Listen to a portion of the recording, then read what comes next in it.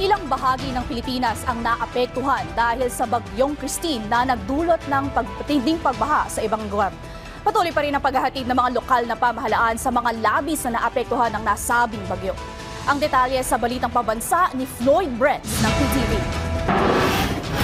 Malayo-layo pa man, ramdam na sa ilang lugar sa bansa ang epekto ng kakapasok lang na Tropical Depression Christine, ang unang bagyo sa buwan ng Oktubre. Katunayan, nakataas na ang signal number 1 sa ilang bahagi ng Pilipinas.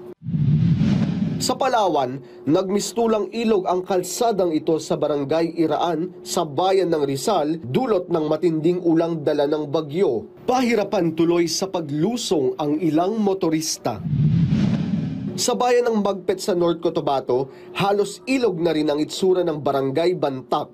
Aabot sa 30 bahay ang napinsala, ang iba inanod pa. Sa video na ito, kakilakilabot ang pagragasa ng ilog sa ilalim ng makipot at manipis na tulay na nagdulot rin ng takot sa mga residente.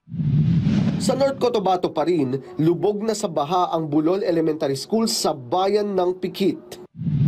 Nagpaabot naman ng tulong ang Bacolod City LGU sa barangay Sumag kung saan inilikas ang ilang pamilya.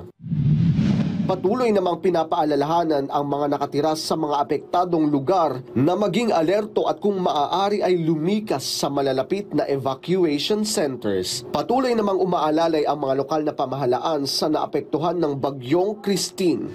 Mula sa PTV, Floyd Brents para sa Balitang Pambansa.